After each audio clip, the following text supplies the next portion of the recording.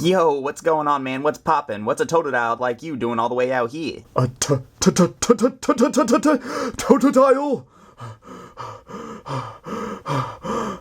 A Totodile, huh? That's kind of cool, yeah. So, you want to do some rescuing in a dungeon? Yeah.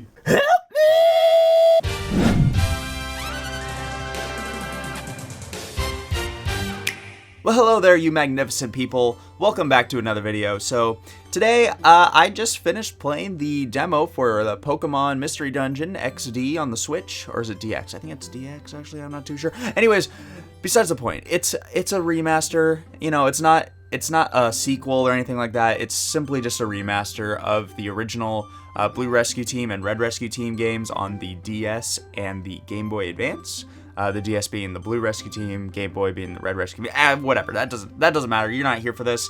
What you're here for is to hear my opinion on the demo and, of course, the title.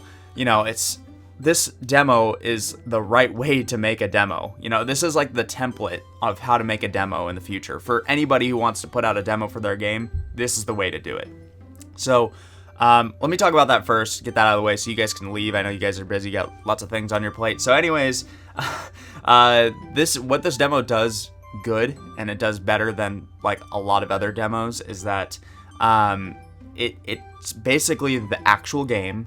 It lets you start the game as if you were to buy the actual game and go through about 30 minutes of gameplay, and then once you do that or whatever, there's like 2 missions you go on basically. Actually, there's 4, but you can lump 3, or no, there's 5, but you can lump 4 of them into one of the missions, because it's all in the same dungeon.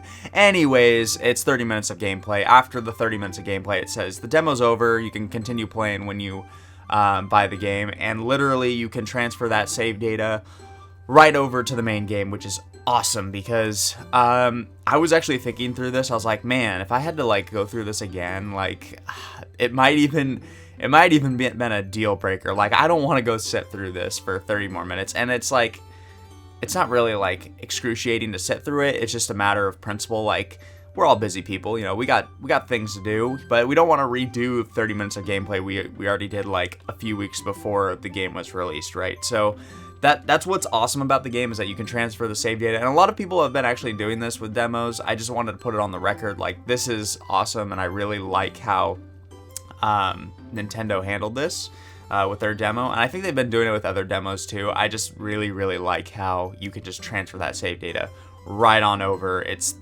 You're actually playing the game. You're not playing like a special mission for a demo game, you know what I mean? So yeah, that's basically it. So if you want to leave, see you later. Please leave a like, and I'll see you next time. But regardless, if you want to stay and stick around for what my opinions on what I think the game is gonna hold up to just based off of the demo, then stick around, because I got a bunch of things here.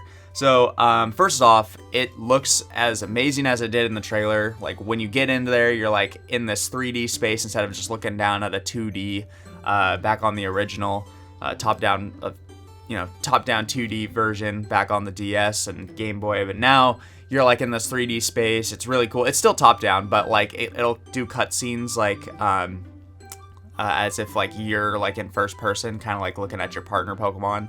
So that was really cool. When you first open up the game, you do this like the survey thing. They ask you the questions, and then whatever personality trait that the algorithm has, it'll designate you a specific Pokemon for that. Ironically, I got Totodile based off of my answers to my questions or whatever.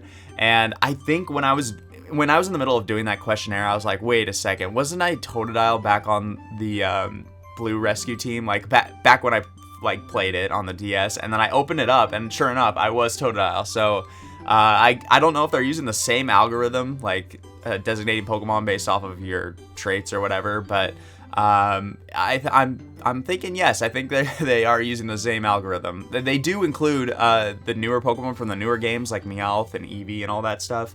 I don't think they were available in the first one, but yeah. So, and then I picked Cyndaquil as my partner Pokemon, because Cyndaquil is bomb. So yeah, so really cool how they kind of just like they respected their original I hate to keep using the word algorithm, but that's really what it is that they just kind of kept the same sauce that they had back in the day. And it's good because it really is a cool little special thing. And I do want to touch on like some people, I watched some reviews of people like talking about demos and or talking about this demo and such.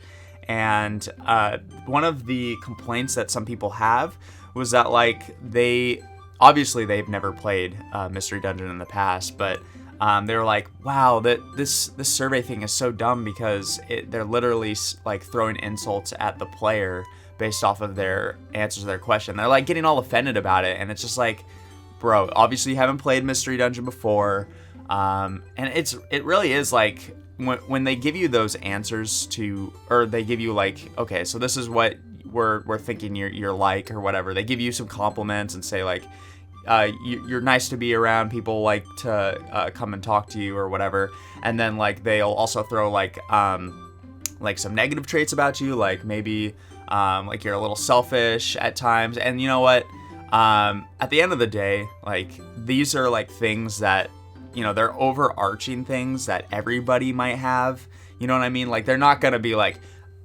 say something specific like you sound like the type of person that will pickpocket out of your grandma's purse, or like, they're not gonna say like stuff like specific stuff like that. They're gonna say things like I said, like you might be a little selfish at times, or you might be, I don't know, like oversensitive on people coming to your house. That's still too specific. I don't know. I'm just saying. But you get what I'm trying to say. Like these things are like overarching things that everybody could possibly have in their life. I mean, when you break it down, like we all kind of are a little selfish at times. We kind of want things for ourselves, and that makes sense because sometimes we do, and we're human. So yeah. So stop complaining about it. We all like have like negative traits. You don't need to get all like your hair in a bunch, whatever.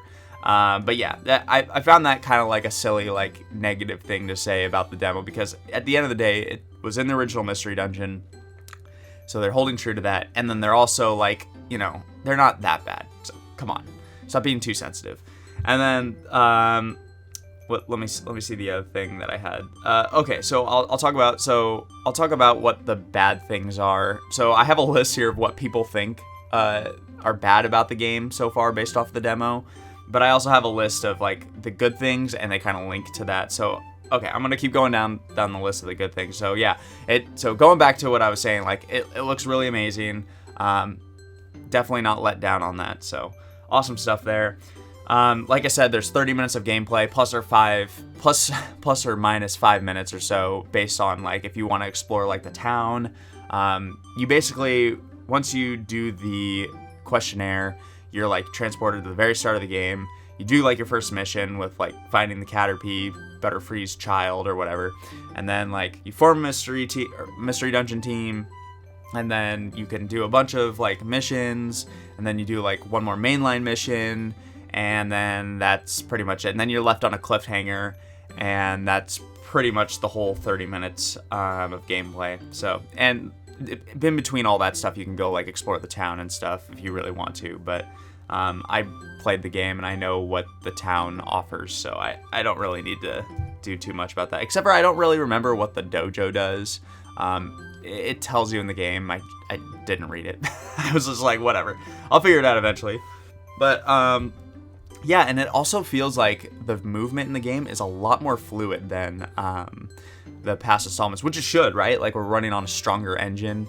I want to feel more fluid gameplay, and it, the walk cycles, the run cycles seems really fluid, and I really enjoy it. So yeah, looking forward to like exploring some more in more dungeons and stuff. And not to mention the dungeons look really cool. I mean, they're kind of plain, to be like fair. Like they are kind of plain looking, and they were plain looking back in the day. But what are you gonna do? It's a negative thing that I have to say, but gotta say it. I'm not gonna be totally one-faced. I gotta show both sides of the coin. So yeah. So the dungeons, they don't have much in them. They're kind of just bare bones. But at the end of the day, what are you gonna say? They're holding true to their original values, but they really should have updated those dungeons. So, and then yeah, so that's pretty much everything. That's pretty much all the good stuff I have to say. I even ended on a bad thing there, but we're rolling right into the bad stuff. So here's one more thing that the people that I've been watching like videos on, they think like one of the negative things is that like the dungeon movement is kind of like choppy, and it is choppy, but it's for a good reason, because the dungeon mechanic in Pokemon Mystery Dungeon is turn-based. So like you do something, then your opponent will do something, you'll do something, and then your opponent will do something, just like in Pokemon, right? Like you have a turn, your opponent has a turn. It's not like in the anime where like, oh, dodge, you know what I'm talking about. So that's why it's turn-based, is because or that's why it's choppy. And I wouldn't even say choppy, I just would say like, you know, you're not going to be moving in a fluid cycle inside of a dungeon, because if you did that, there wouldn't be it would be hard to keep track of turns, I guess, because like you move one square in the dungeon and then they move one square in the dungeon, you know what I mean? So I don't think I need to expound on any more of that. So yeah, that's basically something that I think is silly, that people are saying like that's a negative thing about the game. It literally is the mechanic of a dungeon. So what else do you want me to say? Okay, now, I wanted to start with the bad stuff, but then I kind of thought it over, and I was like, no, let's go through the good stuff and end with the bad stuff. It's not what I usually like to do, but I think it makes sense. So, the bad stuff. So it seems to be the same story. Now, of course, I should have expected this going in, and I said that in my initial reaction to the game in that Pokemon Direct that we had, but it seems to be the same story. We know there's going to be some, like, you know, different stuff sprinkled in because of the Mega Charizard that we saw in the trailer, but I don't know. I think it's going to be too much of, like, the same story that I'm going to start. So, okay, so I played the original, right? And so I don't remember much because that was, like, over 10 years ago. I'm pretty sure it was over 10 years ago when that game came out. I haven't played it since, right? It's like one of those games where you play it, it's a story game, right? You play it, you will remember the story, you're like, oh dang, this is so much fun. It's the experience of the story rather than like experience of like the gameplay, you know what I'm saying? Because like in Pokemon, like in one of the original, or like in one of the mainline Pokemon games, right? Like you start with a starter and then like you catch a bunch of different Pokemon, and then if you play the game again, you might like catch a bunch of Pokemon different, like a different team or something like that. Or whatever, like, yes, there's a story involved, but there's also, I think Pokemon mainline games are more of like the gameplay experience rather than the story experience, whereas like the Mystery Dungeon games, they're like 100% about like the story. Like, if you like asked me what's the best thing about Mystery Dungeon, it's their stories. So I'm gonna like go through this game, and that's what was happening. This is what was happening during while I was playing the demo, right? I was playing the demo, I was like, oh yeah, the Butterfree, the cat, and then like the Caterpie was missing its child. Okay, all right, I kind of remember that now. Then like there was like doing some missions or whatever, and then like the Magnemites were missing. I was like, oh yeah, and then like after this, like the Diglett gets like kidnapped from a Skarmory kidnaps a Diglett, and then like literally that was the next thing that happened. I was like, oh my gosh, this is what's gonna happen in the game. Like I'm gonna remember like these things, and it's gonna be more of basically me going, oh, this looks really cool, and like, but I remember like what happens, you know what I mean? Like this is not gonna be like a shock or surprise factor, which, you know, that's kind of like what these games are like that like really good about doing, is like giving you those like what's the word I'm looking for, like surprise shock factors or whatever. Like they give you good 180s in these stories, and I'm gonna be like, oh well, yeah, yep, saw that coming, but it looks good. That's pretty much my whole, you know, reaction for the whole game. I think there might be some cool things that they throw in there, like I said, like that Mega Charizard that comes in. Maybe there's something that has to do with that, or maybe that's just something that happens at the end of the game, because at the end of the game you get to evolve Pokemon. So like maybe there's, you know, you can evolve to like a Mega Charizard or something and keep as a Mega Charizard. I don't know. Who knows? Or it could just be an item in the dungeon that you can just like give a Charizard the Mega Stone and it could be a Mega Charizard, whatever. I don't know. But at the end of the day, it seems like it's going to be the same story. There might be new stuff in the end game, like the ends, like the post game.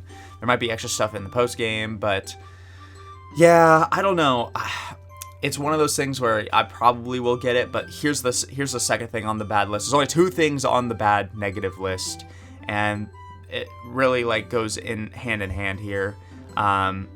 It's too close to the Animal Crossing release date. It literally is going to be released March 6th, which is 2 Fridays from Animal Crossing. And like I said, this is a story game. And when I opened up my Blue Rescue Team cartridge, I saw that I spent at least 60 hours on that game. So yeah, I mean, granted, I did spend a lot of time like in the post game and doing stuff like that, but like that's a lot of time to like dedicate. And if I have to like cram that into, you know, those 2 weeks, right? Because I want to get it. I would want to get that game done in 2 weeks, put out a review for you guys, and then like be ready for Animal Crossing, right? Because, you know, Animal Crossing, that's just gonna take up. You guys all know, if you guys play Animal Crossing, or if you don't even need to play Animal Crossing, you probably know that game like soaks up a ton of your life. So like you wake up, get ready to go to work, check your Animal Crossing, do your stuff, go to work, come back, do your thing on Animal Crossing, and then it's ready for dinner and ready for bed. You know what I'm saying? So, yeah. So I don't know. I'm really skeptical about like, should I get this game? Granted, there will be lulls in like launch cycles, so I could always just get it, play it, and then just like wait and then come back to it. Which, you know, it's not a bad idea, but at the end of the day, it's like, do I really want to do that? Because I don't know. I'm not too much of a guy that goes to a game then comes back later. I kind of like get I lose interest. I basically lose interest by the time I come back to a game, because new games are coming out usually, and I'm like, I got a new game to play. Sorry. Yeah, kind of sad times. That actually recently happened. The Spyro trilogy game or whatever that came out on the Switch. I mean, I played it a long time ago, but like I played some of it, and then I don't remember what game came out right afterwards, but then I was like, okay. And I haven't even touched that game since, so kind of sad times. But anyways, guys, this video went on way longer than I thought it would, but yeah, thanks for sticking around. Thanks for watching till the end. Are you gonna get Pokemon Mystery Dungeon for the Switch? Are you like super excited about it? What are you excited about in the game that you've seen from the trailers and the demo? And let me know in the comments. I'll hear all about it down below. And until next time, we'll see you guys later. Peace!